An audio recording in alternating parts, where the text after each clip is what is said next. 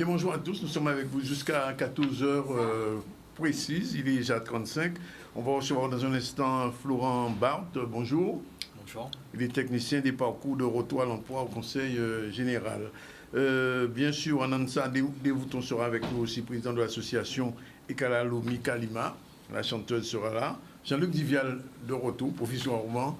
Sa chronique et d'admission, on va faire un petit peu le point sur un certain nombre de problématiques qui se posent en ce moment. Franck Garin, initiateur du rallye Trace indienne et amérindienne après la journée du crabe du mois d'avril. Mais il y a une petite suite. Et puis notre ami aussi, Iman Choudan, est déjà là et elle va nous faire les titres de l'info. C'est parti tout de suite. Oui, bonjour à tous. J'espère que vous avez passé un bon week-end. Aujourd'hui, nous allons parler au niveau des titres de la fête des mères, puisque c'était les mamans qui étaient à l'honneur. Des opérations ont été mises en place à Morne-à-l'Eau et à Sainte-Anne, côté jardin, et à Morne-à-l'Eau, l'opération cadeau pour les mamans. Nous allons parler aussi de la biosphère à Gourbert, où d'une rencontre annuelle est organisée, ainsi que de la semaine du numérique qui débute au Crédit Agricole. Voilà, la semaine du numérique qui a commencé depuis ce matin. Alors, je vous le disais qu'on va recevoir Florent Barthes. Il est responsable, donc technicien du parcours de retour à l'emploi au Conseil général. Alors, bonjour, merci d'être avec nous. Alors, le retour à l'emploi, c'est pour les gens qui ont déjà travaillé, qui ont perdu leur poste, c'est ça? Pas du tout. Le retour à l'emploi concerne tout public. Ça peut être des personnes qui ont déjà travaillé ou pas. Oui. Donc vraiment, nous, au conseil départemental, on s'occupe de l'accompagnement des bénéficiaires du RSA. Donc que ce soit des jeunes qui n'ont pas encore travaillé, qui sont bénéficiaires du RSA, ou des personnes ayant déjà une expérience, donc ayant déjà travaillé dans un domaine. Nous sommes là pour les accompagner à retrouver en fait le chemin vers l'emploi et leur insertion sociale et professionnelle au sein de la société. Alors, j'imagine, moi, par exemple, je veux retourner à l'emploi. J'ai été salarié en emploi, puis j'ai été licencié, mon entreprise s'est fermée. Comment ça va se passer concrètement? Qu'est-ce qui va se passer? Au sein du conseil départemental de la Guadeloupe, nous avons en fait un panel de dispositifs pour accompagner les bénéficiaires du RSA en fonction de leur situation. Donc tout dépend de la situation. Nous proposons un dispositif adapté afin de les amener vraiment à une redynamisation et leur insertion vraiment au sein d'un emploi durable. Oui, alors ça se passe de façon individuelle, j'imagine. Alors il y a une rencontre avec vous, avec vos services, et une prise en compte de la problématique posée. Donc comment ça se passe au niveau du conseil départemental? Nous avons 50 réparties sur le territoire en fonction des communautés d'agglomération. Et il y a des référents en insertion, donc des connus plus sur le nom des conseillers en insertion professionnelle également. Donc on les accueille, on les écoute, on analyse leurs demandes et on les propose en fait des solutions d'insertion adaptées à leurs besoins et à leur situation bien sûr. Alors ça veut dire qu'il y a un contact qui doit être pris individuellement. Voilà, donc il y a un contact individuellement lors d'un entretien individuel et qui est confidentiel où nous analysons la situation en profondeur en fait des bénéficiaires pour proposer les dispositifs que nous avons à les proposer pour favoriser bien sûr cette démarche d'insertion et les accompagner au mieux dans leur dynamique d'insertion. Et je pose quand même la question, et en général ça aboutit à quoi concrètement? C'est-à-dire que le gars ou la fille ou la femme qui veut retourner à l'emploi, qui avait peut-être le RSA, quand elle a fait la première rencontre, il ou elle a fait la première rencontre, et la suite c'est quoi? Donc il y a des entretiens en fait de suivi. Donc un premier entretien pour analyser la situation de cette personne et regarder quel plan d'action qu'on pourrait mettre en place pour accompagner cette personne. Et par la suite, nous proposons des entretiens de manière individuelle toujours et régulière. Et après, bien sûr, nous accompagnons à travers nos dispositifs que nous avons au sein du conseil départemental. Et nous n'hésitons pas non plus à mobiliser les dispositifs des autres acteurs de l'insertion pour permettre à ces personnes en démarche d'insertion d'avoir des solutions adaptées à leurs demandes. Alors, il y a un rapport avec le Pôle emploi ou avec la mission locale? Nous avons des rapports avec les acteurs de l'insertion, donc pas forcément que la mission locale ou le Pôle emploi, nous avons aussi le conseil régional à nos côtés également, tant le Pôle emploi pour les demandeurs d'emploi, tant la mission locale pour les jeunes de moins de 26 ans, et bien sûr le conseil régional, tout comme nous, conseil départemental pour accompagner ce public en fait en démarche d'insertion. Alors, si on peut faire comme ça un bilan, mais enfin, un petit rétro, on va dire un petit panel un petit peu sur ce dispositif. Ça a permis en 2022 des gens de retrouver de l'emploi. Il y a des chiffres qui sont sortis. Bien sûr, au niveau du conseil départemental, donc au niveau de l'accompagnement, au niveau des chiffres, je ne pourrais pas vous communiquer des chiffres précises, mais nous savons en fait, rien qu'avec la plateforme Job 971, où c'est une nouvelle plateforme qui a été lancée en 2019 à l'initiative du conseil départemental, nous avons pu mettre en relation des employeurs du territoire avec des bénéficiaires en fonction bien sûr de leur adresse et de leurs ambitions professionnelles pour permettre leur insertion durable, et ça a très bien fonctionné, ça fonctionne très bien jusqu'à maintenant. Nous avons lancé il y a quelques années maintenant ce qu'on appelle les Bika Jobs. En gros, c'est des formats de job dating où nous allons dans les territoires, nous allons vers la population pour les accompagner en fait à s'inscrire sur cette plateforme, découvrir la plateforme, mais également découvrir surtout l'offre d'insertion disponible sur le territoire afin de les mobiliser pour favoriser leur insertion. Alors, la première démarche, c'est d'abord aller sur Job 971, cliquer dessus, s'inscrire, c'est ça? Voilà, donc c'est une plateforme dématérialisée en fait qui propose la mise en avant des offres d'emploi présentes sur le territoire et le profil des bénéficiaires en tant que candidats. Ils peuvent candidater et ça permet de rapprocher l'offre et la demande entre le demandeur d'emploi, le bénéficiaire demandeur d'emploi et les employeurs du territoire. Oui. Et ça se fait sous forme de job dating, c'est ça? Voilà, on a organisé les formats job dating, c'est vraiment pour promouvoir cette plateforme qui existe depuis 2019.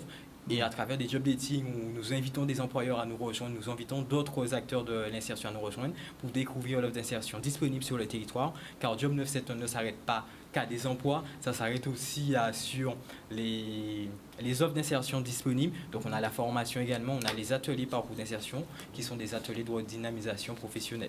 Globalement, quel est le profil des personnes qui sont concernées par ce dispositif? Tout bénéficiaire du RSA. Ah, uniquement? Voilà. Oui. Au niveau de Job, c'est tous les Alors, il faut bénéficiaires d'abord du RSA. être bénéficiaire du RSA. Voilà.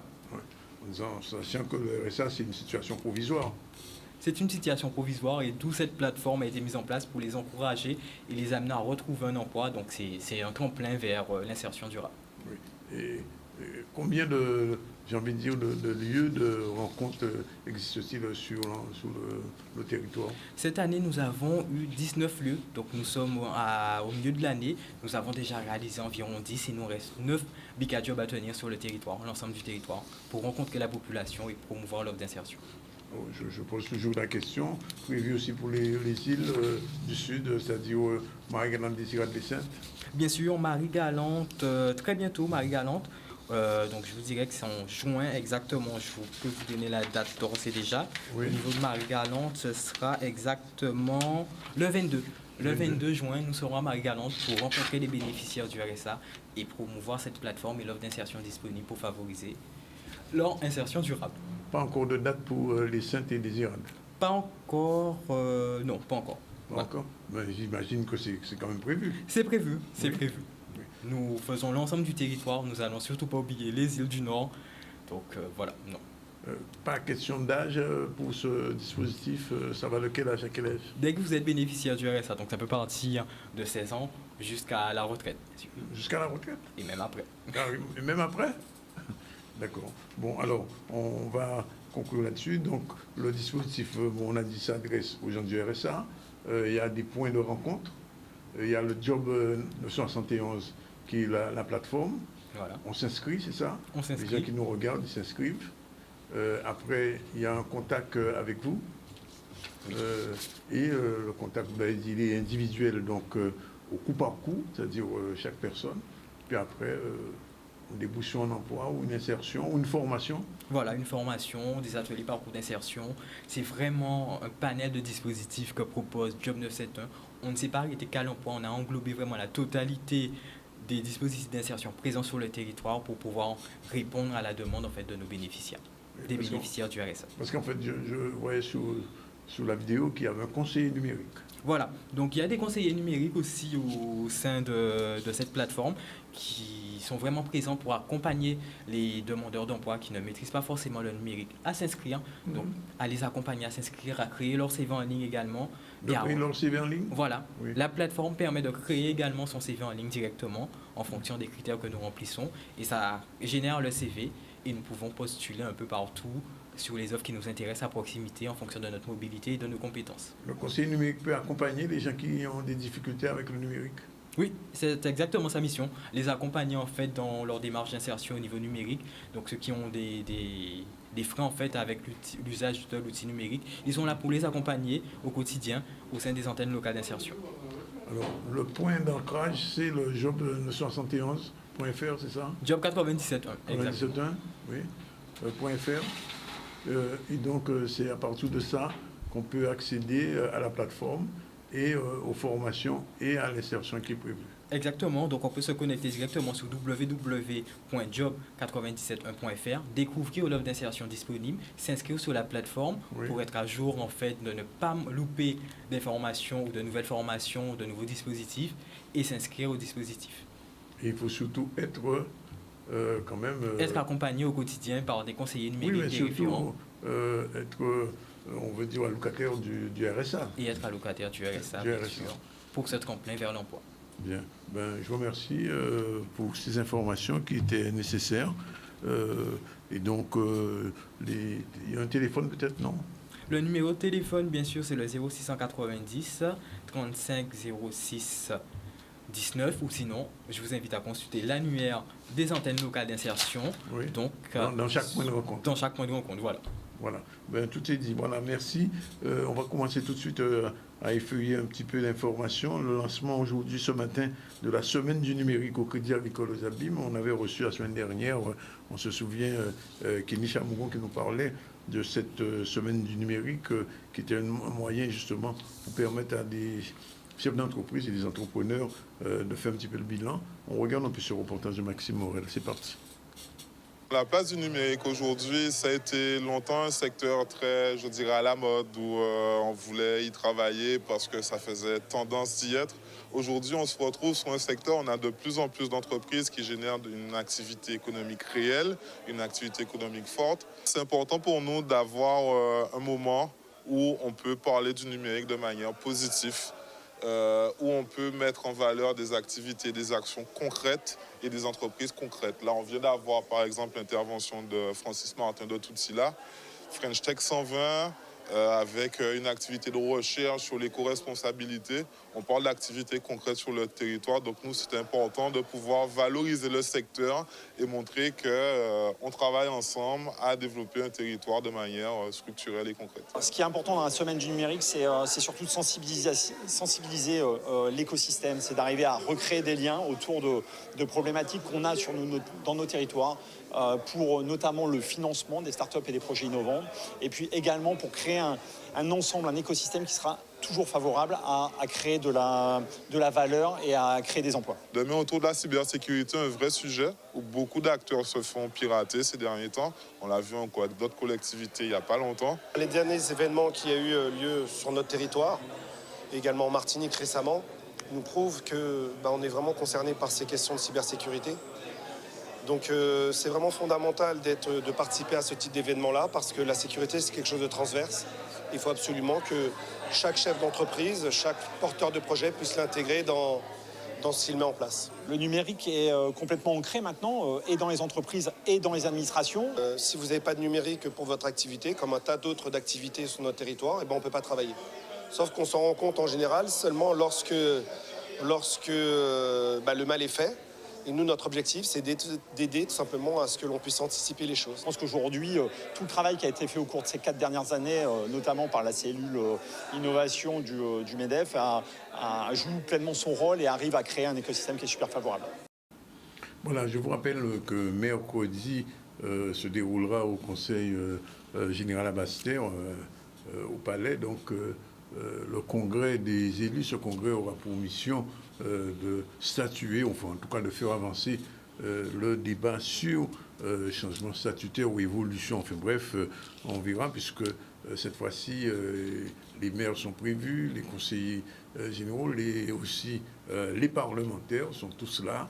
Il y aura donc une grande discussion. Nous avons eu déjà ici quelques échos de cette manifestation. Et donc, Olivier Félix et Michel Depape sont allés dans les rues poser la question aux Guadeloupéens, leur posant la question à savoir est-ce qu'ils étaient pour ou contre la fusion entre la région et le Conseil général. La réponse dans ce micro-trottoir. C'est parti.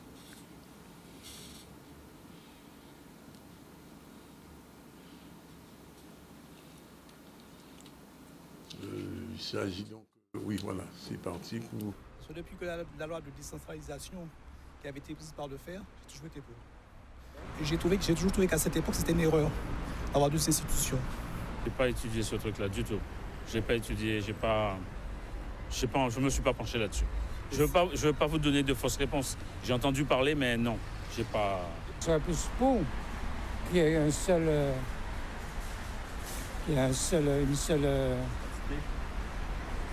entité qui représente la Guadeloupe. Ça pourrait être une bonne chose, parce que nous avons des élus qui sont à droite, qui sont à gauche, enfin qui sont à la région, qui sont au département, et finalement on se demande mais pourquoi ils ne se mettent pas ensemble pour discuter d'une chose convenable une fois pour toutes. C'est pas de mon ressort, ce truc-là, je ne m'occupe pas de ça. C'est pas ce qui va arranger les choses. Ce serait une très bonne chose, mais de dépenses pour le contribuable. Bougon n'est pas très trop con à ça. Bougon n'est pas tellement intéressé à la politique parce qu'un jour, on boit avec tout ça. Sincèrement, en vrai, on boit avec tout ça. Ce sera peut-être judicieux par rapport à, pouvoir justement assembler les éléments ensemble. Oui, je pense que oui. C'est une bonne chose, hein. Parce que comme ça, ils pourront se concerter convenablement. Ils vont avancer aussi. Voilà. Ce sont des choses qui peuvent nous améliorer notre fonctionnement, notre manière de vivre. Ça nous permet d'évoluer, d'avancer. Je ne vois pas de contre-indication, en fait. Alors, je rappelle quand même que ce congrès des élus, même s'il prend la disposition, il prend la finalité de créer une assemblée unique, il faudra quand même soumettre ce choix au gouvernement français. C'est le gouvernement français qui, en dernière analyse, prendra une disposition. Et sur cette question, on sait aujourd'hui encore qu'il y a beaucoup de polémiques, mais nous aurons l'occasion d'y revenir. En parlant un peu de sport, de football particulièrement, puisqu'il y avait pendant 3 jours, depuis la fin de la semaine dernière, des rencontres entre des sportifs, des footballeurs guadeloupéens, marseillais, brésiliens aussi, congolais. Et donc, samedi s'est déroulée la finale de cette manifestation des U16.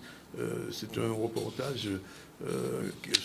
un sujet qu'il faut voir et savoir un peu l'état même de notre football. Et je vous l'avais dit, on souhaiterait bien recevoir ici, pour en faire un bilan, les organisateurs de cette manifestation. Pour l'instant, on revient sur la finale. Le département a bien travaillé sur cette compétition et on peut s'en féliciter. Et puis le public a répondu parce qu'il y avait quand même le Brésil, il y avait les meilleurs centres de formation de France, Le Havre, Rennes. Et puis Rennes a démontré qu'actuellement ils sont pratiquement l'un des meilleurs centres de formation sur l'Hexagone. Et puis en plus, c'est un espace qui reçoit beaucoup de jeunes Guadeloupéens. Il y a le petit Rosy qui était là ce soir encore. Donc on peut s'en féliciter de cette victoire de Rennes, mais le talent brésilien était là aussi pour donner une belle ampleur à cette compétition. Ça fait plaisir de gagner à la maison parce que je suis parti en France. Ça date, je n'ai pas joué sur le terrain. Et avec l'équipe, on s'est dit qu'on devait gagner le tournoi et on l'a fait.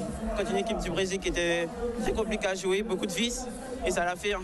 Très fier de mon équipe, comme je le disais précédemment. On a mis du temps à rentrer dans notre tournoi. Alors après, ça peut paraître prétentieux, mais les premiers matchs, j'ai pas été content. Pourquoi ? Parce que c'était facile, trop facile même. Et mes garçons manquaient de justesse. Et à partir du moment où là, on rentre enfin dans les matchs à enjeu, j'ai reconnu mes joueurs. Et là, c'était du niveau 17 ans nationaux, ce qu'ils affrontent à chaque week-end. Et dès qu'il faut se mettre au niveau mentalement, les garçons ont répondu présent ce soir en respectant les consignes. Avec toute la violence que nous vivons en Guadeloupe en ce moment, permettre à 96 jeunes de participer à une compétition comme cela, c'est bien pour la jeunesse. Et puis, ces dimensions festives restent une dimension accessible à tout le monde, à tout jeune qui veut progresser. Et je pense que notre société en Guadeloupe a besoin de ces moments-là, ces moments où la jeunesse s'exprime, ces moments où la jeunesse a l'occasion de montrer autre chose que toute cette violence que nous vivons en Guadeloupe. Et le sport est là pour cela, et notamment le football. Alors les gagnants, bien sûr, c'est les jeunes du Stade Rennais, des petits, on va dire, des Bretons noirs, en tout cas, puisque j'ai vu la petite équipe, il n'y avait pratiquement que de petits Africains antillais, mais enfin bon, c'est des jeunes, et du point de vue du football, c'est une bonne leçon d'expérience pour nos jeunes footballeurs, les U16, et on espère que l'année prochaine, au moins, ils vont remporter la coupe, parce que les matchs ont été très disputés, et quelquefois les scores étaient aussi très lourds. Il est 12h55, on prend la première pause, on se retrouve tout à l'heure avec Iman pour le retour sur l'actu, et avec nos prochains invités. Je veux parler de Anansa Devouton qui sera avec nous, et Kalima Puis il dit Kalima, pas Kalina, une chanteuse. À tout de suite. Retour sur l'actu. Tout de suite, je salue nos prochains invités. Anansa, bonjour. Bonjour. Et la chanteuse Kalima, bonjour. Bonjour. On va parler tout à l'heure de ce gala que vous organisez samedi prochain. Et bien sûr, le retour attendu, espéré, souhaité, voulu de monsieur Jean-Luc Divial. Bonjour. Bonjour, Otep, Beauté, Djambo. Et salutations à tout le monde. On revient vers toi. Pour l'instant, retour sur l'actu avec Iman. Retour sur l'actu où nous parlerons des mamans encore avec une opération qui a eu lieu sur Morne-à-l'Eau, 100 cadeaux pour 100 mamans. Nous parlerons aussi de Sainte-Anne-Art, donc une manifestation qui a eu lieu autour des mamans également. Nous avons déjà parlé de la semaine du numérique qui a débuté aujourd'hui au Crédit Agricole et nous parlerons environnement, biosphère avec une visite qui a été organisée à Gourbert. Mais tout de suite, nous revenons sur le micro-trottoir, donc la deuxième partie. On vous a posé la question de qu'attendez-vous de ce congrès qui sera organisé le 7 juin. On voit la suite de l'interview avec vous. Qu'il y ait une meilleure coordination entre les actions effectivement de ces collectivités. Donc on constate bien que les compétences sont partagées. Donc il faut effectivement réunir tout ça et unifier, pour qu'on puisse mieux avancer. Il y a unité, c'est pour qu'il y ait une meilleure cohésion. Et puis aussi que ça une unité guadeloupéenne. On aimerait avoir des gens qui s'occupent vraiment des problèmes comme l'approvisionnement en eau, etc., d'avoir des vrais... Hein. Ça ne sert à rien d'accumuler des gens dans des bureaux et qui ne servent à rien entre nous. Hein. Qu'un travail collectif se fasse convenablement, au lieu d'être séparés, l'un à droite, l'autre à gauche, pour dire la même chose apparemment. Déjà qu'ils puissent travailler ensemble, c'est déjà pas mal. C'est déjà un bon début. Un bon début, à mon avis. Pour aider la jeunesse, parce que nous, c'est pour 4 canons là, c'est emmerdant, ça, c'est embêtant. Gars, moi, j'ai passé à la retraite et il n'y a pas qu'à embaucher. C'est embêtant. La qualité de vie, l'environnement des Antillais, c'est surtout ça. Donc voilà. Qui donne aux jeunes la possibilité de développer plus d'entreprises, puisque bien souvent on nous dit qu'on a la possibilité d'avoir l'argent, mais on ne fait rien pour nous. Voilà. S'ils pouvaient fusionner pour que nous ayons des routes plus ou moins confortables et avoir de l'eau, moi c'est le plus important. Visiblement, les Guadeloupéens ne sont pas encore totalement en axe avec ce que tu fais. On aura l'occasion d'en reparler après le 7. Pour l'instant, on va recevoir la présidente de l'association Ikaya Lomi. Bonjour. Bonjour. Elle s'appelle Enansa Devouton. C'est Anansa. Vous organisez avec un gala. Ce sera le samedi 10 juin. Alors, 2 petits mots quand même sur l'association. Ikaya Lomi, c'est la première fois que j'entends ce nom-là. Donc, on a envie de savoir qu'est-ce que ça signifie tout ça. Alors, Ikaya Lomi signifie, alors c'est dégroupé en 2 mots. Alors, Ikaya Lomi vient du Zoulou, c'est une langue africaine, et le mot en fait d'origine c'est Ikaya, ça veut dire maison, foyer ou accueil. Donc du coup, on a choisi ce nom-là pour donner un ancrage à l'association et aux personnes qu'on va accompagner et à nous-mêmes. Et Lomi, c'est un mot hawaïen, d'origine hawaïenne qui parle de médecine ancestrale utilisée là-bas, qui est plus connectée à la partie spirituelle. Alors, pourquoi vous avez choisi ce nom africano-hawaïen? Alors, j'ai choisi puisque, en fait, aujourd'hui, la mission qu'on a choisie concerne toutes les violences accumulées en violences physiques ou morales, puisque, du coup, les deux se complètent parfois, plus souvent que rarement. Et, en fait, ça nous permet de pouvoir se dire qu'en fait, tout le monde est concerné. Donc, du coup, on n'a pas choisi d'utiliser un mot créole ou français. On a essayé d'ouvrir un petit peu par rapport au champ des possibles. D'accord. Alors, l'association générale, c'est votre première grande organisation? Exactement. Manifestation? Oui. Oui. Bon, et comme ça, vous avez décidé de faire un gala caritatif. Dans quelle optique vous faites ça? Alors, on a choisi de faire le gala caritatif. Donc, on a choisi un grand projet, mais en fait, c'est un projet pour présenter l'association, pour pouvoir permettre aussi aux gens de nous connaître, pour pouvoir toucher un maximum de personnes, pour qu'ils puissent savoir qu'on existe, récolter des fonds, puisque c'est le but, d'avoir plus d'adhérents aussi, et qu'on puisse avoir d'autres associations ou d'autres entreprises qui nous joignent par rapport à la mission. Alors, cette soirée, il y aura comme parrain M. Sadik. Exactement. Bien. Et la chanteuse Kalima. Alors, Kalima, bonjour. Bonjour. Je vous découvre aussi comme l'association. D'accord. Et donc, vous allez nous dire un petit peu quelques petits mots sur votre parcours en tant que chanteuse. Oui, pourquoi pas. Mais d'abord, je vais parler aussi de l'association. Tout à fait. Déjà, je remercie Anansa parce qu'elle est rentrée en contact avec moi pour pouvoir ouvrir le gala. Donc voilà, elle m'a parlé juste du but de l'association. Et du coup, voilà, j'ai vraiment voulu apporter une participation. Donc du coup, j'ai l'honneur d'ouvrir le gala des Kayalomi. Et ensuite, moi, pour parler de Kalima, je suis vraiment une artiste qui débute l'année dernière. Dans quel registre? En fait, je fais un registre qui est plutôt soul, pop, groove, avec des rythmiques caribéennes. Voilà. Donc là, pour l'instant, on va dire que je ne suis pas vraiment une artiste qui tourne, on va dire, en Guadeloupe ou sur les radios, vu le style. Oui. Mais du coup, ça me fait plaisir d'ouvrir le gala avec une musique composée et écrite en créole. Pas encore de chansons sur les réseaux? Oui, bien sûr. J'ai une chaîne YouTube avec 2 clips. Voilà, pour l'instant, il n'y a que 3 chansons qui ne sont pas du tout dans le style de ce qu'on fait en live avec les musiciens. Mais voilà, la suite arrive bientôt. Et donc, au cours du gala, on va vous entendre quand même? Oui, bien sûr. Justement, j'ouvre le gala avec... Sans Missy Sadik? Sans Missy Sadik. Moi, j'ouvre juste le gala. C'est vraiment pour lancer la chose avec une musique à texte qui, je l'espère, va toucher un peu par rapport aux violences, par rapport au thème du gala. Alors, luminescence, c'est quoi exactement? C'est briller, c'est renaître. C'est renaître, c'est briller, c'est être une lumière, au final. Oui. Vous savez qu'en général, quand je reçois un artiste ou une artiste, on lui demande toujours de faire un tout petit a cappella, okay. Juste comprendre un petit peu son registre. Vous acceptez? Oui, j'accepte. Allez-y. Alors, je peux vous chanter une petite reprise ou alors... Comme vous voulez. Ok, j'adore Amy Winehouse. Alors, en général, c'est toujours elle que je chante. Et je vais chanter Not Too Black, du coup. D'accord. Meet you downstairs in the bar and heard you all up sleeves and your school t-shirt.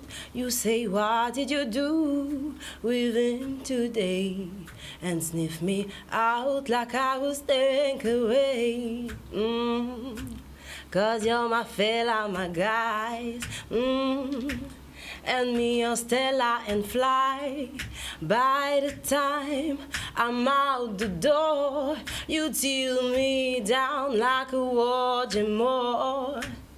Voilà, ça donne ça. Ça, c'est mon registre de chansons que j'aime. Sans orchestration, juste avec l'accompagnement de Diolo. Merci, Jojo, d'ailleurs. Non, il a le sens du rythme, d'ailleurs. Eh bien, samedi, on vous écoutera avec plaisir. Eh bien, merci. Alors, je vois que quand même, il y a beaucoup de choses dans ce gala. Cocktail dînatoire, des lois gagnées à Nansa. Alors, je vais revenir sur la luminescence, parce que c'est quand même un nom qu'on a choisi par rapport à la mission qu'on a, la mission qui est d'accompagner par rapport aux violences. Donc, du coup, on considère que ce sont un peu des ombres, des blessures qui sont souvent cachées ou, en tout cas, enterrées quelque part. Oui. Et qu'on évite, alors pas n'importe comment, bien évidemment, mais qu'on évite à les reconnaître. Et en fait, on fait ressortir la lumière qui est à l'intérieur. Parce qu'il y a toujours quelque chose de bon dans une expérience. Et donc, du coup, ça, c'est pour la partie luminescence. Ensuite, en concernant le gala, donc en fait, on a créé 2 événements parce que tout le monde ne peut pas forcément faire la même contribution ou tout le monde n'est pas forcément intéressé par la même chose. Oui. Alors, il y a un spectacle de danse. On a de la danse. Pendant le gala. Yemouna est invitée aussi. Yemouna est animatrice. Elle est animatrice. Ah, d'accord. Donc, Yemouna fait de l'animation. Il y aura un cocktail dînatoire parce que, bien entendu, il faudra peut-être manger quand même. On veut que tout le monde ait suffisamment d'énergie pour pouvoir participer à tout ce qu'on fait. Oui. Et il y aura un spectacle de Côté Jordi qu'ils ont créé précisément pour le gala. Donc, c'est pour permettre de sensibiliser aussi à la violence, mais c'est aussi humoristique. Donc, du coup, ils seront là. Plus le live de Missy Sadik, la chanson d'ouverture, comme vous l'avez entendu tout à l'heure, par Kalima. Et ensuite, on va ouvrir en fait la soirée.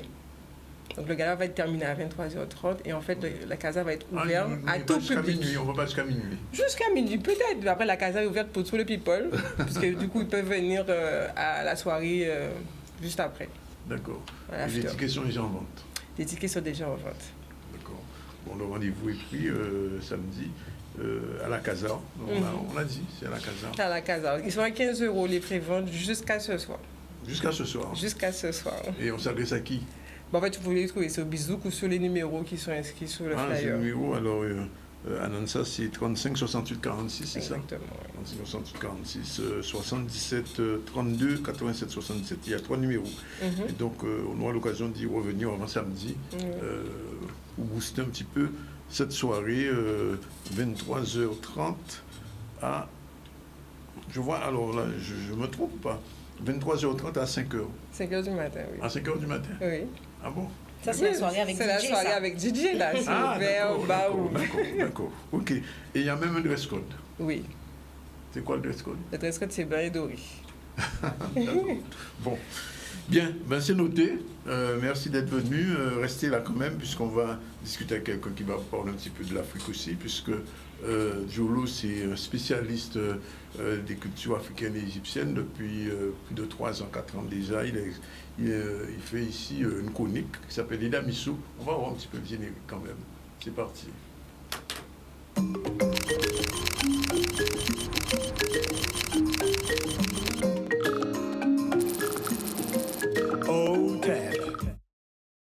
Misso, c'est un spécialiste des langues africaines.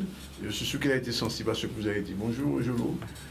Bonjour, mais d'abord spécialiste de notre langue. Aussi. Notre langue maternelle. Mais c'est un ensemble, c'est la même famille, il y a la même continuité de langue. Voilà. Alors, depuis, c'est moi qui ai beaucoup insisté pour qu'il vienne, parce que je sais qu'il est en train d'écrire un ouvrage. Il a publié il y a combien, 3 ans maintenant? 6 ans. 6 ans déjà, ça fait. Ah bon, ça va passer vite. Hein. Mais oui. Oussikam 1 et le Oussikam 2, il est en chantier. Il est en chantier. Oui. Et donc, non, je n'ai pas disparu. Simplement, c'est un travail d'écriture qui demande beaucoup de recherche, qui demande aussi beaucoup de calme. Et de concentration. Voilà.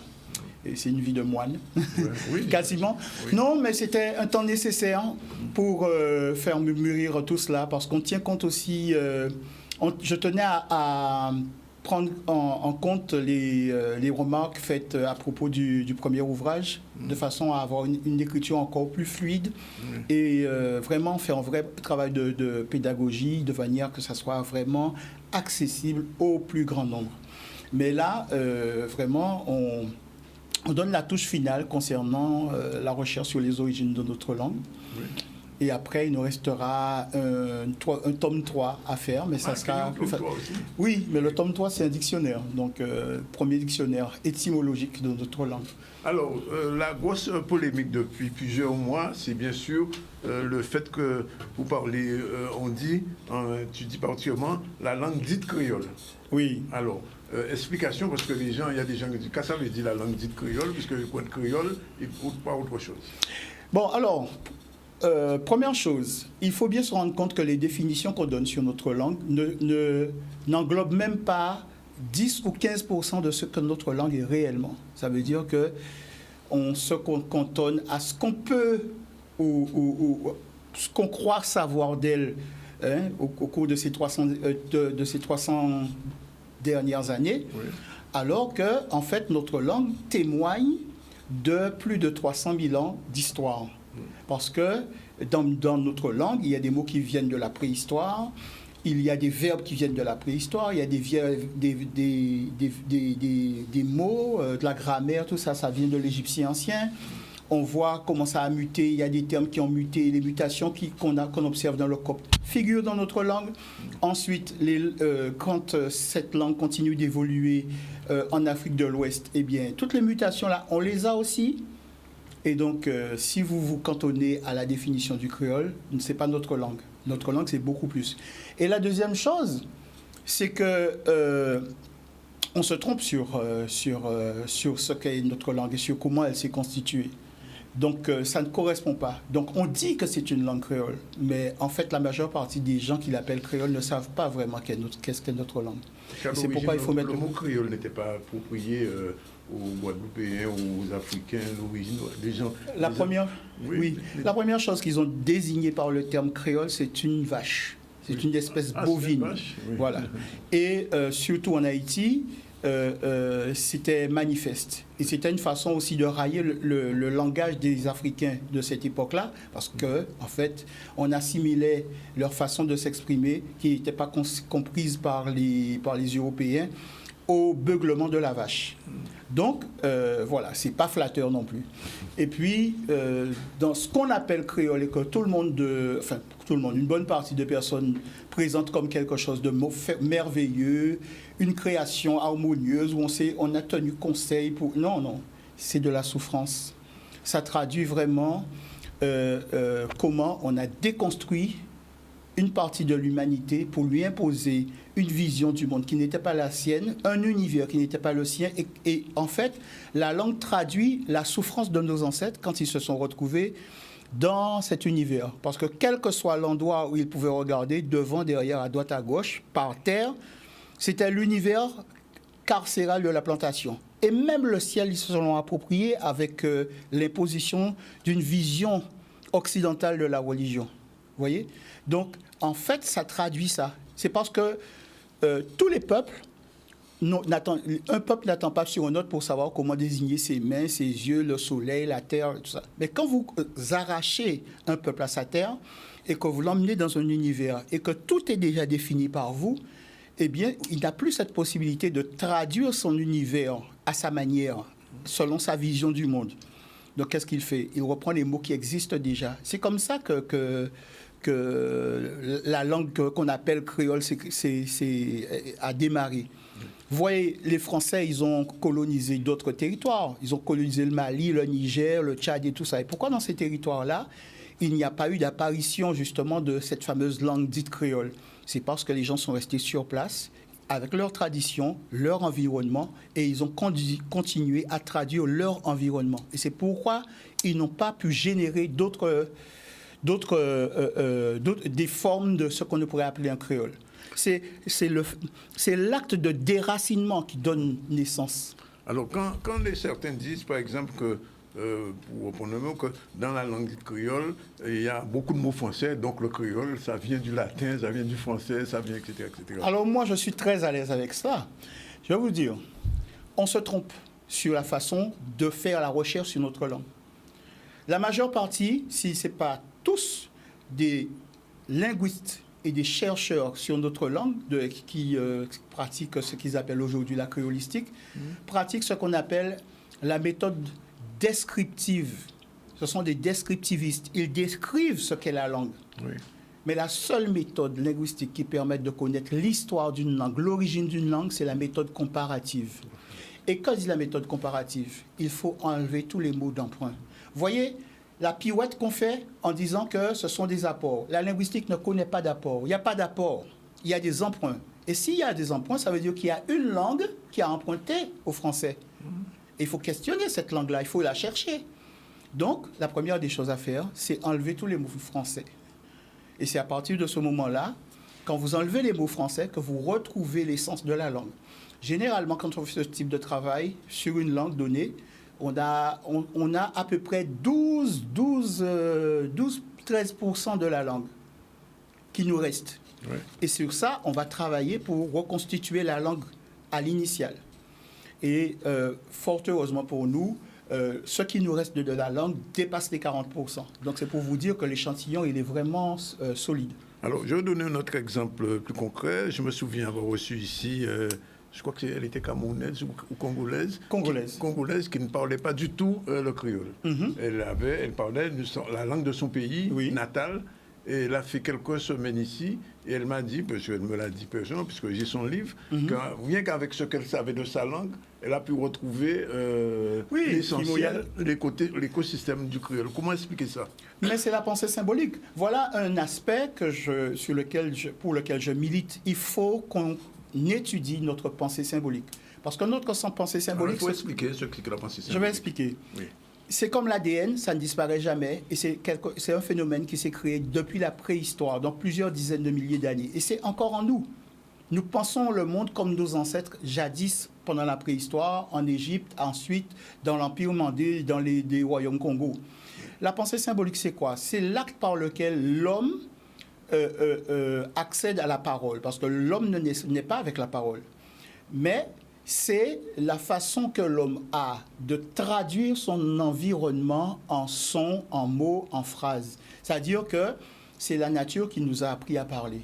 On a entendu les oiseaux chanter, on a entendu le vent dans les arbres, on a entendu les branches qui se cassent, on a entendu le vent, l'écoulement des eaux. On a vu les animaux se comporter entre eux et on a déduit certaines attitudes. Et sur ces attitudes, on a mis des sons. Et en mettant en associant une idée à un son, vous créez un mot. Parce que vous lui donnez une définition. Et à partir de ce moment-là, commence la langue. La langue que nous parlons aujourd'hui a commencé avec 10 sons, 10 primo-lexèmes. Et vous regardez comment elle est complexe aujourd'hui. Donc, en fait, c'est ce caractère-là qui, en définitive, dit d'où vient une langue. Alors, il y a encore un autre principe que dit la méthode comparative. Si deux langues sont apparentées, si l'une vient de l'autre, alors ça veut dire qu'elles ont toutes les deux un ancêtre prédialectal, c'est-à-dire une langue, un ancêtre qui était parlé à la préhistoire. Et en utilisant ces deux langues, il est possible de reconstituer cet ancêtre. Mais on connaît l'ancêtre du français, c'est le latin. Donc ça voudrait dire que notre langue et le latin, eh bien, il est possible de montrer une parenté génétique. Pourquoi nos linguistes ne l'ont jamais fait? C'est parce qu'ils savent très bien. Beaucoup d'entre eux sont des latinistes et des hellénistes. Donc il ne suffit pas de s'ingénier à faire des comparaisons entre Guadeloupe, Martinique, Guyane, tout ça.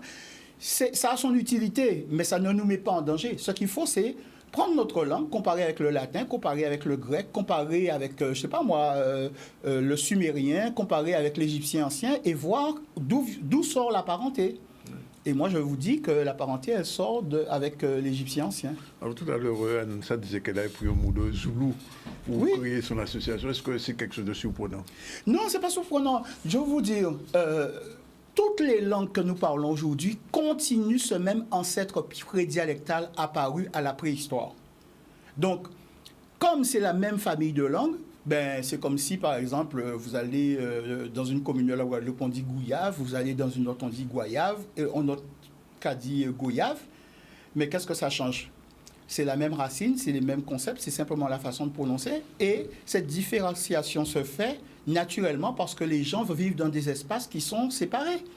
Je vous dis un truc, si nous n'avions pas la télévision et la radio aujourd'hui, vous verriez que en Guadeloupe, on aurait différentes façons de parler. De commune en commune, les gens parleraient une forme de notre langue qui est différente. Ce qui a fait l'unité, comme pour le français d'ailleurs, c'est le fait qu'on ait la possibilité tous d'entendre une même version, quel que soit l'endroit où on allume la radio, où on allume la télé. Encore quoi, on dit chouval, chival, cheval. Cheval aussi. Oui, ça dépend des endroits. Hein. Ça dépend des endroits.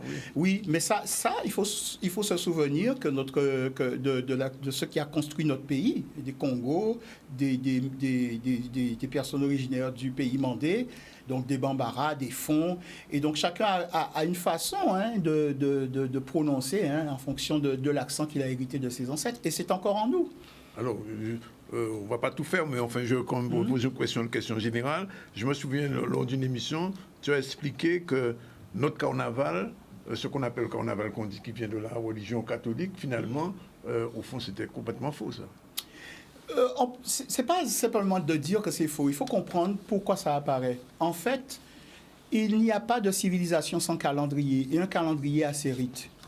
En fait, le carnaval célèbre le jour de l'an. C'est une célébration dont la vocation est de sceller l'alliance. C'est-à-dire qu'il y a un moment où il faut purifier les rapports entre personnes d'une même communauté pour mieux vivre ensemble. Et donc, cette purification-là, c'est le carnaval. Et c'est normal que ça se termine, parce qu'en fait, on rejoue les mythes de l'Égypte. Hein, c'est ce qu'on refait dans toutes nos célébrations-là, qu'on croit si éloignées. C'est ce qu'on refait. Et en fait, ça sert à purifier les relations de telle manière que les gens puissent toujours vivre ensemble. C'est comme pour le bain des marées, c'est comme pour la façon qu'on a de fêter la Noël. Beaucoup des éléments que vous retrouvez dans le Noël chrétien viennent d'Égypte. Et dire ça comme ça, les gens vont penser que c'est un égyptocentrisme. Non, c'est simplement des faits, c'est l'histoire de l'humanité. Ce qui arrive, c'est que les Européens, à la suite de Champollion, ils ont sorti toute une série de termes qu'ils ont reconstruits à leur manière, selon l'alphabet qu'avait cru identifier Champollion, qui a fait un travail remarquable. Mais ces mots-là n'existent pas dans la vraie vie. Ramsès, ça n'existe pas. Il n'y a personne qui s'appelle ni Hatshepsut, ni Ramsès en Afrique. Ça n'existe pas. Oui. Par contre, si vous cherchez Mossiré, vous allez trouver. Oui. Vous voyez, si vous cherchez Camara, vous allez trouver. C'est ça les vrais noms. Juste un dernier petit mot et ce sera bon le final. Je disais que tout à l'heure, dans notre langue, il y a des mots, enfin vocabulaire français, vocabulaire espagnol, etc. Mais il y a aussi des mots d'origine africaine. Mais il y a majoritairement des mots africains. Et la syntaxe, et surtout, je voulais dire, sous la syntaxe aussi, on peut dire que la syntaxe... Oui, c'est pourquoi je parle de pensée symbolique. Qu'est-ce que c'est que notre langue? C'est le dernier stade connu de l'égyptien ancien. C'est-à-dire que l'égyptien ancien est devenu le copte. Le copte a donné naissance à des dialectes qu'on parle dans le pays mandé, le bambara et tout ça.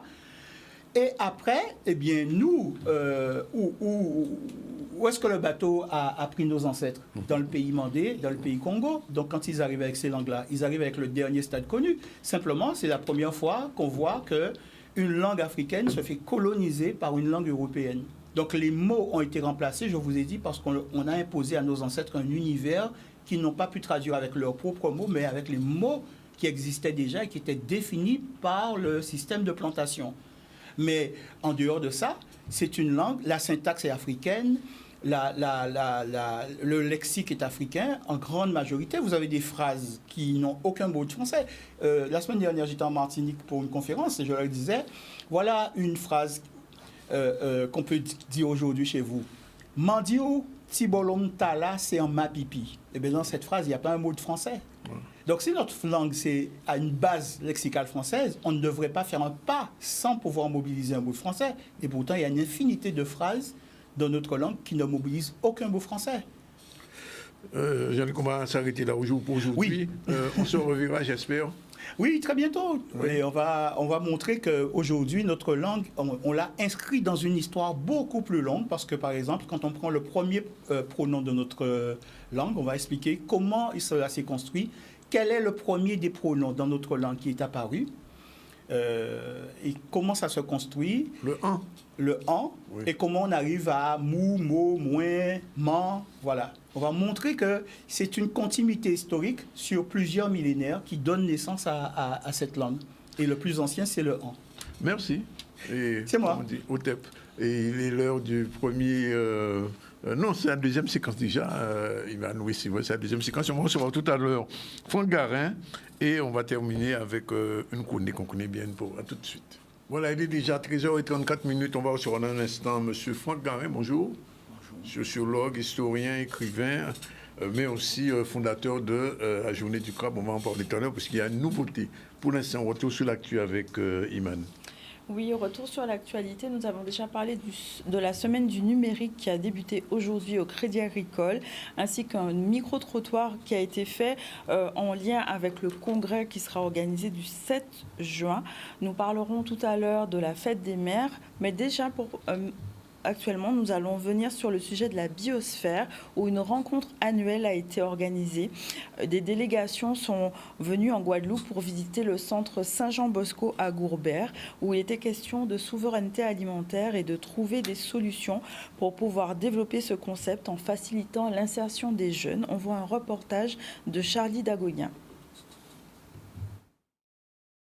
C'est des retours d'expérience qui sont là depuis une semaine. Ça permet aussi de voir les initiatives qui sont faites en matière d'agro-foresterie, les initiatives aussi également en matière d'autonomie alimentaire. Donc on va visiter quelques jardins avec une production locale bio. Ça permet à Saint-Jean-Bosco, qui est un lieu de vie, qui a une histoire, et c'est important aussi pour nous de faire mieux connaître nos territoires et ce qui se fait sur l'espace Gobert, donc qui le fera ignorer même pas la population. Et merci à vous-même d'être là pour donner de la visibilité à toutes ces initiatives faites par des jeunes, on l'a dit, qui nous accompagnent aujourd'hui, des jeunes qui sont en RSA, voilà, qui sont dans ces projets d'insertion, dans ces chantiers d'insertion.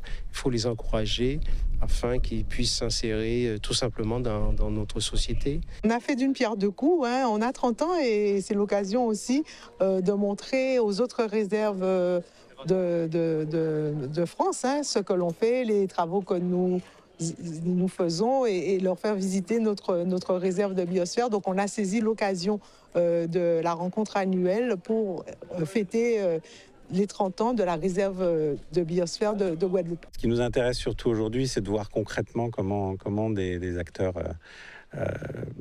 sociaux, enfin des acteurs socio-économiques, de formation, prennent en compte les dimensions nouvelles au travers de l'agriculture et les questions de transition. Donc on a cette volonté, on le voit à travers tous les échanges qu'on a eus d'avoir une sécurité alimentaire plus forte au niveau de la Guadeloupe. Et là, on voit concrètement comment un certain nombre d'acteurs s'y prennent à travers donc des techniques, mais aussi toute une réflexion sur la manière de distribuer l'alimentation. Ici, on est sur un sujet d'agriculture et de souveraineté alimentaire. Mais hier, nous étions à Sainte-Rose sur les sujets de protection de la mangrove, du milieu marin et des enjeux des activités maritimes sur les espaces protégés.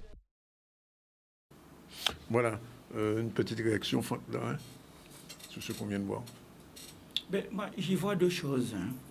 La première, c'est que de manière géostratégique, je crois que la biosphère, tout ce dont on parle, avec des mots apparemment nouveaux, ça fait partie de la stratégie de la France, la stratégie diplomatique de la France.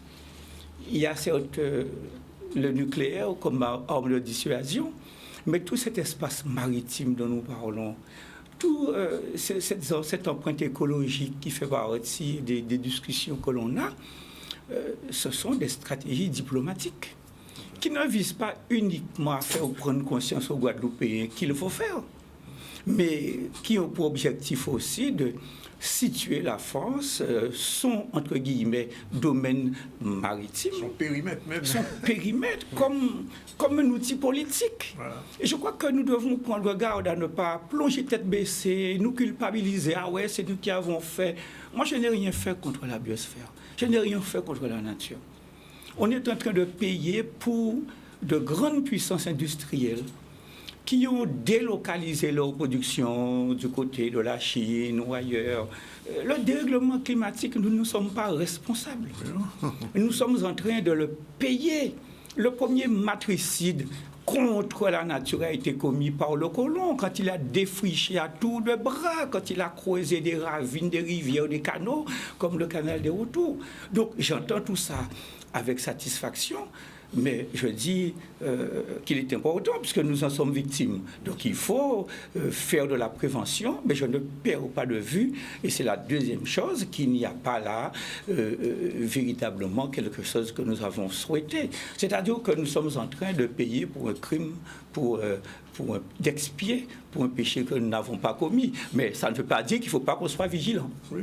Et il faut rappeler quand même que l'essentiel de la, entre guillemets, puissance maritime française vient de nos océans, des dernières colonies, Guadeloupe, Martinique, etc. Le soleil ne se couche jamais, comme à l'époque du Louis XIV sur le royaume français, hein, finalement. J'ai même entendu le président de la République dire que la France est un archipel. C'est un archipel.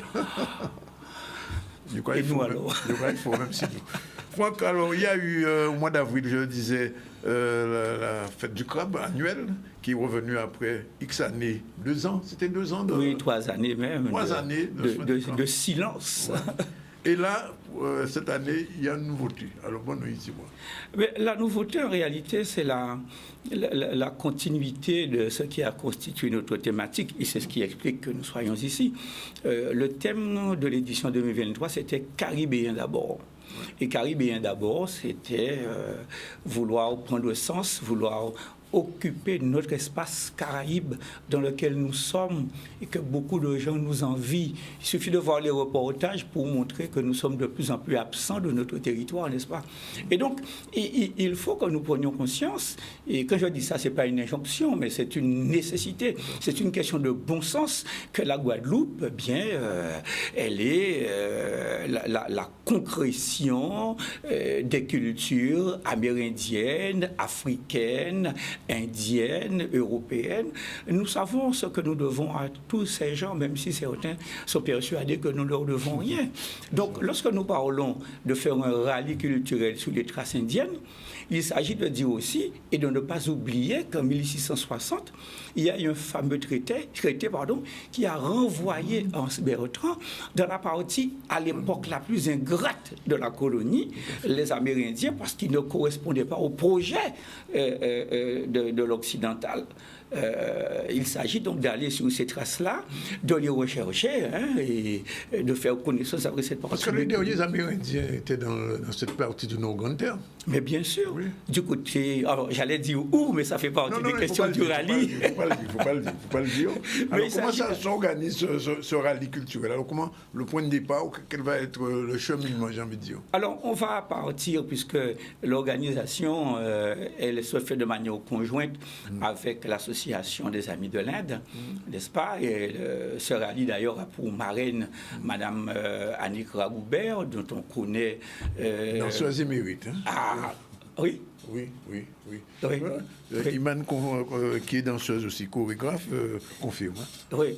Annick, donc, vraiment, Annick qui est la marraine de ce rallye. Nous avons rendez-vous donc devant le Centre guadeloupéen de la culture indienne à Petit Canal samedi à 7h30. Il y aura donc un briefing, les équipages vont se constituer, les consignes seront données et nous partirons donc à la conquête des merveilles culturelles indiennes et amérindiennes du Nord-Grande-Terre. Alors quand on dit trace, ça veut dire que il y a des choses qu'on peut encore voir, toucher concrètement? Alors, une trace, ça donne peut-être le soupçon de réel qui existait, mais une trace, c'est aussi quelque chose de concret. On va dire suivre trace en main, ou on les trace à tel monde. Ça veut dire que là, il y a des empreintes. Et ces empreintes, elles sont très fortes. Elles sont de la manière qu'ont les Indo-Guadeloupéens de faire à manger, avec les plantes qui ont été emmenées, mais aussi avec les plantes qu'ils ont trouvées là et qu'ils ont transformées, adaptées à leur tradition, la musique, etc. Et ce qu'il y a de fantastique dans ce rallye, c'est qu'on pourra goûter à des mets qui ont été préparés. Vous savez, est-ce que tous les Guadeloupéens savent ce que c'est qu'un vadec, qu'un poignalon, loti, etc. Donc, quand on parle de traces, ce sont des empreintes, c'est l'existant même, c'est le réel de ce qui compose une partie importante de la population guadeloupéenne, les Indo-Guadeloupéens. Mais il faut qu'on aille... Parce que l'objectif du rallye, c'est de faire aux conjonctions aussi, de faire au peuple. On ne pourra pas faire au peuple si chacun vit dans les couloirs de la mémoire que lui a légué l'histoire. Donc, il s'agit d'aller se rencontrer. Donc, nous avons déjà beaucoup d'inscrits et nous demandons aux gens justement de s'inscrire et jusqu'à vendredi, de manière à ce que... Alors, comment on s'inscrit justement précisément? Eh bien, on a laissé un numéro qui doit certainement paraître là, le 48 78 18, 06 90 48 78 18. Donc, de façon très pratique, le rallye se fait donc en voiture automobile, des équipages de 4. Il n'y a pas de vainqueur, ce n'est pas ça l'objectif. Bien évidemment, il y aura un classement parce que des questions seront posées, des visites seront faites. Il faudra écouter aussi parce que des exposés seront faits sur l'origine des temples. Je suis en train de trop en dire là. Justement, il ne faut pas trop en dire là parce que sinon, c'est on qui gagne. Il faut gagner sans même forcer. Voilà. Mais l'idée, c'est vraiment d'aller vers cette Guadeloupe-là dont on n'entend pas tout le temps parler et qui semble depuis quelque temps véritablement s'ouvrir à la curiosité, puisqu'on parle du nous, ce fameux nous qui revient dans nos slogans. S'agit-il uniquement de ceux dont les parents sont sortis de l'Afrique, etc.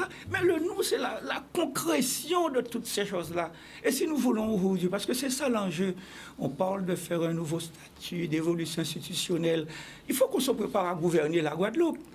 Voilà. Et pour gouverner la Guadeloupe, il faut que nous maîtrisions notre histoire, il faut que les traces apparemment anodines soient de vraies empreintes qui nous déterminent à nous prendre en charge.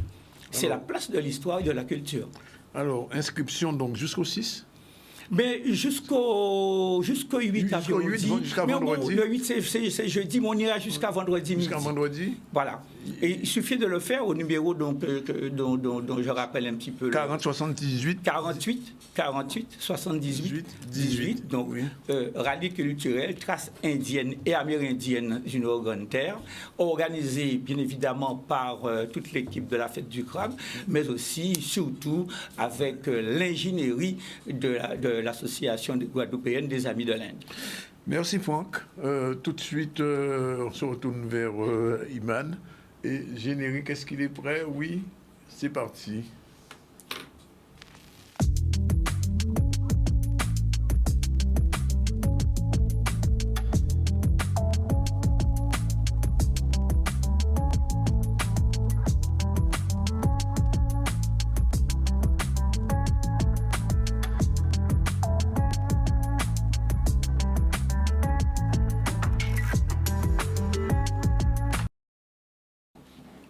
Voilà, on redécouvre Iman phase 2. Et là, c'est la chroniqueuse spécialisée en auto-hypnose, je précise. Ah, en beaucoup de choses. Je suis PNL, PNL, hypnose, coaching, voilà. Donc là, je reprends ma casquette de chroniqueuse pour vous parler. Elle a lâché prise pour les cheveux. Je l'ai lâché, je retirais la veste, je lâche. On lâche aujourd'hui, on va parler de lâcher prise, on va parler de comment apprendre à se libérer justement de choses qui peuvent nous empoisonner la vie et nous empêcher d'avancer. Donc aujourd'hui, qu'est-ce que c'est le lâcher prise? En fait, c'est un concept vraiment qui consiste à renoncer à contrôler les choses qui ne dépendent pas de nous. On va voir le slide suivant. Et donc, c'est reconnaître et accepter qu'on ne peut pas tout contrôler et qu'il y a des choses qui ne dépendent pas de nous. Et c'est choisir aussi notre attitude vis-à-vis de ces situations-là qui peuvent parfois un peu nous agacer. C'est accepter ce qui est sans chercher vraiment à prendre le contrôle et laisser aller certaines choses. Alors, comment se manifeste justement ce manque de lâcher prise dans les situations courantes? Ça peut ressembler à quoi? Donc, c'est ces histoires qu'on se raconte, voilà, de passé douloureux, regrettable. On va ressasser sans arrêt ces choses-là et ressentir de la frustration, de la colère vis-à-vis de choses qui sont arrivées et qu'on ne peut pas changer. C'est aussi vouloir contrôler l'avenir en essayant de prévoir chaque petit détail, chaque petite faille, résultat qu'on voudrait avoir qui nous empêche en quelque sorte de rester dans le moment présent. Et ça peut être aussi s'attacher excessivement aux résultats, être tellement focalisé sur les résultats attendus qu'on est incapable de s'attacher juste au moment où on est. On est dans le futur et on ne peut pas être dans le présent. C'est aussi peut-être être trop dans le passé, donc avoir des difficultés à pardonner et avoir un sentiment vraiment de rancune, de colère envers les autres et envers soi-même aussi. Et pardonner, c'est un acte qui demande du courage et qui peut être un défi personnel parce que ça va affecter nos relations et ça nous force en quelque sorte à rester dans un état de tension et de ressentiment, alors que lâcher justement cette amertume et ce sentiment un peu nocif pourrait être vraiment très salutaire. Ça aussi, s'inquiéter du jugement des autres. Donc quand je suis préoccupée constamment par ce que les autres vont penser de moi, c'est peut-être un signe justement qu'on a du mal à lâcher prise parce qu'on se sent obligé de satisfaire les attentes des autres. Et ce qui peut nous empêcher aussi d'être vraiment fidèles à qui on est et vivre de façon un peu plus authentique. Une autre situation qui montre ce manque de lâcher prise, c'est la peur de changement, parce que c'est tellement confortable de rester dans ma situation que finalement, je préfère rester là où je suis. Je tiens tellement à cette situation que voilà, je préfère rester et résister au changement, même si ça me limite dans ma croissance personnelle. Et ça va générer du stress parce que justement, j'ai du mal à me détendre, à me relaxer, parce que je reste sous pression constamment, ce qui peut entraîner après des problèmes physiques, émotionnels qu'on connaît. Et d'où vient ce sentiment de contrôle ? C'est lié à des origines qui sont diverses. La peur de l'inconnu, la peur le besoin de sécurité. J'ai vraiment besoin de me sentir protégée, en sécurité, en ayant le contrôle des situations. On va chercher à minimiser vraiment les risques et à se prévenir soi-même d'éventuels dangers, d'échecs. C'est la peur de l'échec aussi. C'est peut-être aussi en lien avec des expériences qu'on a eues. Justement, on a eu cette sensation de perte de contrôle et du coup, ça me limite. J'ai pas envie de revivre ce sentiment. Ça a pu créer un traumatisme en moi. Et du coup, je me suis sentie impuissante et j'ai pas envie de revivre ces situations-là. Donc, je vais vraiment essayer de contrôler tout et pas être dans ce lâcher-prise. Ça peut être aussi parce que j'ai des attentes qui sont tellement élevées. J'ai une envie tellement d'être parfaite et d'arriver à un idéal que voilà, je vais contrôler tout ce que je dis, tout ce que je fais, les relations avec les personnes avec qui j'interagis, et vraiment ça peut me limiter dans ce lâcher prise dont j'ai besoin. Et les croyances limitantes, ça peut être aussi, je sais que je ne peux compter que sur moi, donc ça va renforcer ce sentiment de besoin de contrôler les choses, parce qu'il n'y a que moi qui peux y arriver, et le contrôle de tout me garantit mon succès, parce que je sais que personne à part moi ne peut y arriver en fait. Et donc, comment on peut apprendre à lâcher prise ? C'est d'abord, premièrement, d'identifier ce qui ne dépend pas de soi. Prendre le temps de réfléchir aux situations, aux personnes, aux événements qui causent du stress et sur lesquels je ne peux pas avoir d'action directe. Je ne peux contrôler que moi, en fait, et mon sentiment et mes émotions. Donc, tout ce qui est extérieur à moi, je ne peux pas le contrôler. C'est vraiment d'identifier ça. Donc, l'aide d'un coach, ça peut être aussi de mettre le doigt sur ces points essentiels, ces situations, et se dire que là, ça ne dépend pas de toi, là, ça dépend de toi. Et tu peux agir que sur ce qui te concerne, vraiment, et pas sur la personne. Et c'est comment je peux changer mon regard sur les choses qui peut me permettre justement de lâcher prise. C'est aussi accepter ce qui est inévitable, donc reconnaître qu'il y a des choses qu'on ne peut pas changer. Il y a des choses, on n'a pas la main dessus.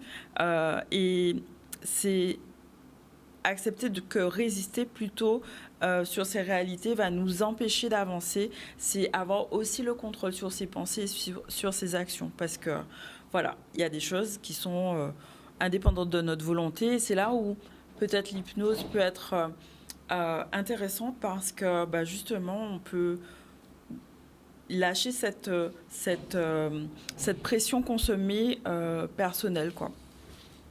En troisième position, on peut changer ses perspectives et essayer de voir les situations actuelles sous un autre angle. Donc, voir les opportunités de croissance personnelle qu'on peut avoir. Ça peut aussi nous permettre de prendre un recul par rapport à ces émotions qui peuvent nous envahir et de visualiser un avenir positif ou différent de ce qu'on peut percevoir, parce qu'on a peut-être des œillères en fait. Et l'idée, c'est d'ouvrir vraiment le champ des possibles et les solutions auxquelles on n'avait pas pensé en fait. C'est pratiquer la pleine conscience. La pleine conscience, c'est quoi ? C'est être dans l'instant présent. Et un exercice qui peut vraiment permettre d'être dans la pleine conscience, c'est de focaliser son attention sur la respiration. On parle souvent de cohérence cardiaque, mais on peut juste focaliser son attention sur la respiration et voir comment les pensées s'apaisent, les émotions et les sensations se modifient. Voilà. Cultiver la gratitude, c'est une attitude, on va dire, permanente, positive, qui permet de voir les choses différemment. Et s'autoriser à ressentir, c'est vraiment ressentir ses émotions pleinement parce qu'elles sont positives. Elles sont généralement positives, ou en tout cas elles sont neutres parce qu'elles sont un symptôme qui me permet de voir comment qu'il se passe quelque chose en moi. Donc c'est important de lâcher prise et se dire que c'est un processus qui demande du temps, c'est un voyage personnel qui demande de la pratique. Et c'est formidable de pouvoir se libérer en fait de ces pressions et de ces raisons diverses qu'on a vues qui nous permettent d'être plus épanouis et plus heureux. Voilà, elle a lâché prise et moi je vais lâcher l'antenne puisqu'il est 13h57. Très rapidement, je vous rappelle que nous avons reçu en début du ZCL aujourd'hui Florent Barthes, technicien des parcours de retour à l'emploi au Conseil général. Il nous a expliqué comment les gens qui ont la RSA peuvent justement bénéficier de tout ce dispositif qui a été mis en place avec le job 971.fr. Il suffit d'y aller. Ensuite, nous avons reçu Anansa Devouton, la présidente de l'association Ekaya Lomi, puisqu'il y a une soirée de gala, ce sera le 10 juin, on va vous en parler, et j'ai des tickets à vous faire gagner si ça vous intéresse sûrement, avec la chanteuse Kalima. Jean-Luc Divial est venu faire un petit focus un petit peu sur un certain nombre de problématiques qui se posent depuis quelque temps. Il y a longtemps qu'il n'était pas venu à la chronique Idamiso, mais il n'est pas mort, non, il n'est pas disparu, il n'est pas lagué nous. Il est en train de préparer un ouvrage, même 2 ouvrages. Et puis on a eu aussi Franck Garin, initiateur du rallye Trace indienne et amérindienne. Il faudra s'inscrire au 48 78 18 jusqu'à vendredi. Et c'est ce week-end que ça aura lieu. Puis on a reçu Iman. Le rappel était très rapidement aujourd'hui, lancement de la semaine du numérique au Crédit Agricole, aux Abîmes. Il y a eu le micro-trottoir contre la fusion entre département et région. Michel de Papier-Oublié Félix en 2 version pour ou contre, et puis ensuite qu'attendez-vous de cette assemblée unique. On a eu aussi la rencontre annuelle de la biosphère française, une visite de terrain à Goubert. Voilà un petit peu ce qui a fait l'actualité, mais Iman, merci d'être là. Merci. Je lâche prise là. Lâche prise, c'est ça qui est important. J'abandonne pas. Il faut respirer, être dans le moment présent. Je respire, voilà. Et la réalisation était assurée par Yann. On se retrouve demain à la même heure, 2h30 pour les ZCL News. Merci d'être aussi souvent avec nous et aussi nombreux. Ciao, bye bye.